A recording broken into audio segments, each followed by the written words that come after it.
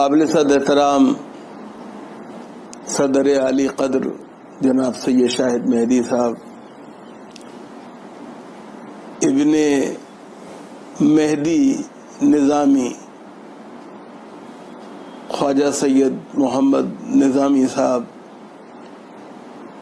جانشین فخر دہلی حضرت خواجہ حسن ثانی نظامی، سجادہ نشین درگاہ حضرت نظام الدین اولیاء، خواتین و حضرات، میں مبارکباد دیتا ہوں سید محمد نظامی صاحب کو کہ انہوں نے وہ روایت جو ان کے پیر و مرشد اور تایا حضرت خواجہ حسن ثانی نظامی نے قائم کی تھی کہ حضرت نظام الدین اولیاء کی 70ویں ہو یا حضرت خواجہ امیر خسرو کا عرس یا حضرت خواجہ حسن نظامی کا عرس، ان موقعوں پر ہونے والی علمی مذاکروں کی مجلس جو ہے اس کا سلسلہ نہ ٹوٹے، اور کرونا وائرس کی اس وبا کے زمانے میں انہوں نے اس ویبینار کا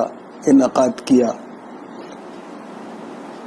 خواجہ سید محمد نظامی جو ہیں ان کی خوبیاں دن بدن ہم پہ آشکار ہو رہی ہیں، اور ہماری دعا ہے کہ اللہ تعالیٰ انہیں اپنے بزرگوں کے نقش قدم پر چلنے کے ساتھ نئی بلندیوں تک پہنچائے۔ صاحبو، آج ہم حضرت امیر خسرو کو یاد کرنے کے لیے جمع ہوئے ہیں۔ حضرت امیر خسرو کا معاملہ یہ ہے کہ وہ صوفی بھی تھے اور سپاہی بھی، شاعر بھی تھے اور موسیقی کے ماہر بھی۔ وہ میدان کارزار کے ایک یودھا بھی تھے اور دربار کے ندیم بھی۔ ان سب کے علاوہ سب سے بڑی نسبت جو ان کی ہے وہ حضرت خواجہ نظام الدین اولیاء سے ہے، جو ہمارے سلطان جی اور محبوب الہی ہیں۔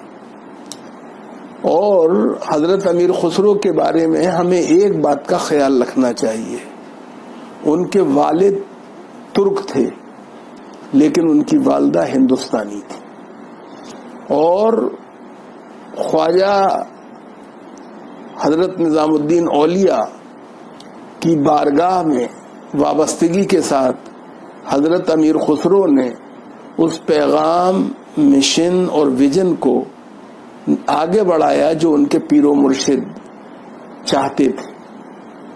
اس لیے یہ بہت دلچسپ بات ہے کہ امیر خسرو جو ہیں ان کے ذریعے حضرت نظام الدین اولیاء کی خانقاہ میں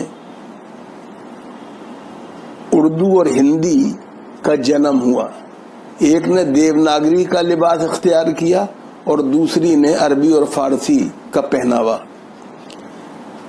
یہ بھی دلچسپ بات ہے کہ حضرت امیر خسرو جو ہیں وہ ہندوستان میں ہماری رینیسانس کے مرد کامل ہیں۔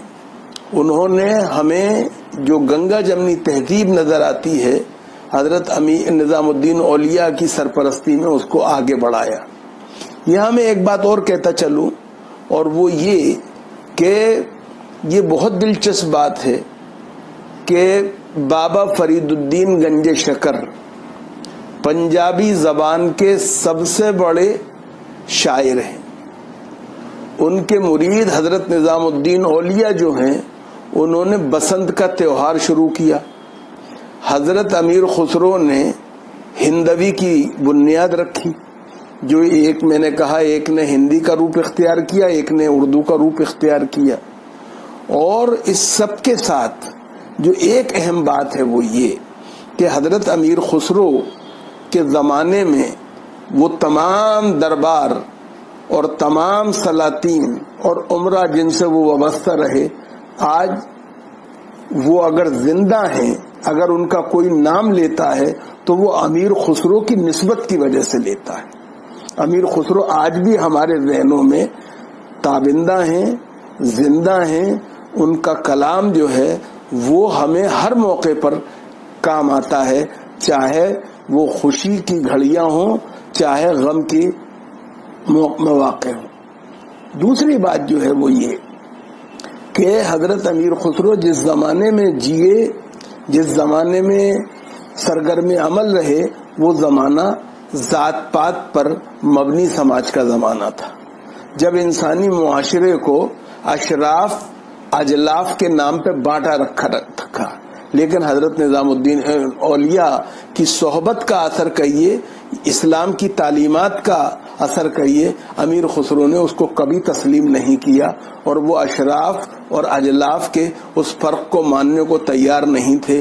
انہوں نے کہا تھا کہ ککڑی کا بیج کبھی کبھی کڑوا بھی نکل آتا ہے، اور انہوں نے کہا تھا جسے تم ننھا سا تارا سمجھتے ہو وہ اپنی جگہ خود ایک جہان ہے۔ تو پتہ یہ چلا کہ انہوں نے جو اجلاف تھے جنہیں سماج نظر انداز کرتا تھا، مارجنلائز تھے، حاشیے پر تھے، ان کو انہوں نے ایک مرکزیت عطا کرنے کی کوشش کی۔ دوسرے، اس زمانے میں جب لڑکیوں کے مقابلے لڑکوں کو اہمیت دی جا رہی تھی، انہوں نے اپنی بیٹی کے حوالے سے جو بات کہی وہ غیر معمولی ہے۔ انہوں نے کہا کہ اگر سیپ نہیں ہوگا تو موتی کہاں سے آئے گا؟ یعنی لڑکیاں جو ہیں وہ سیپ کی مانند ہیں، چونکہ ماں کے روپ میں وہ آگے چل کے بیٹوں کو جنم دیتی ہیں۔ تو یہ انہوں نے ایک طرح سے عورت کی عظمت کو بھی وہ کی، یعنی ہم سے منوانے کی کوشش کی۔ پھر اس کے علاوہ ایک استبدادی سماج میں جہاں پر ظلم جو تھا وہ عام چیز تھی، اور جس کی لاٹھی اس کا راج ایک طرح سے بنا ہوا تھا، انہوں نے صاف کہا کہ صفائی جھاڑو سے دی جاتی ہے، لاٹھی سے نہیں۔ امیر خسرو نے ہمیں یہ بتایا کہ تم کیسے بہادر ہو کہ کسی مظلوم کا قتل کرتے ہو، اگر تم میں ہمت ہے تو شیر کا مقابلہ کر کے دکھاؤ۔ غرض امیر خسرو نے ہمیں ان تمام چیزوں کی طرف توجہ دلائی۔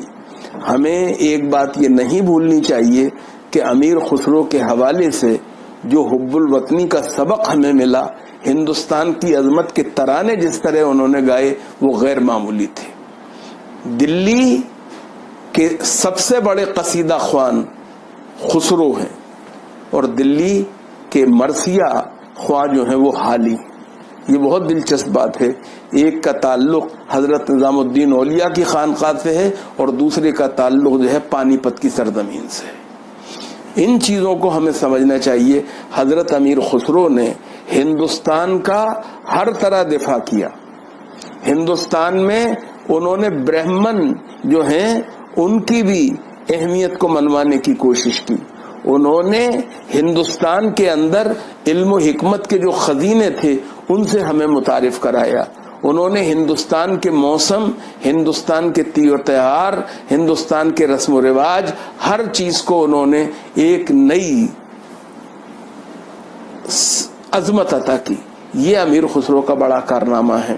میں یہ سمجھتا ہوں کہ آج کے ہندوستان میں اگر ہمیں دنیا کے سامنے ہندوستان کو صحیح روپ میں متعارف کرانا ہے تو اس کے لیے ہمیں امیر خسرو کا انداز اختیار کرنا پڑے گا، نظام الدین اولیاء کی روایت کو زندہ کرنا پڑے گا، اور بابا فرید الدین گنج شکر، ان کے پیر خواجہ قطب الدین بختیار کاکی اور ان کے پیر خواجہ خواجگان عطائے رسول حضرت خواجہ معین الدین چشتی علیہ رحمہ جو ہیں ان کے طریقے کو اپنانا پڑے گا، کیونکہ یہی وہ لوگ تھے جنہوں نے ہمارا رشتہ خدا سے بھی جوڑا اور اس کی خلقت سے بھی جوڑا، جنہوں نے ہمیں بنیادی طور پہ اس کائنات، اس سرشٹی سے بھی اپنا رشتہ بنانے پہ آمادہ کیا۔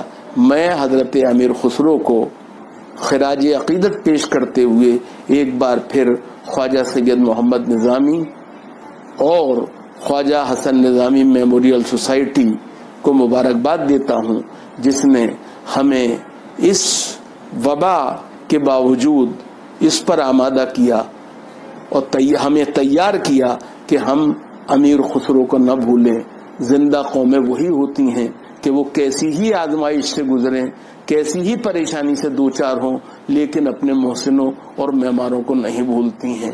یہ بڑی بات ہے۔ خدا ہمیں اس کی توفیق دے کہ ہم اس روایت کو باقی رکھیں۔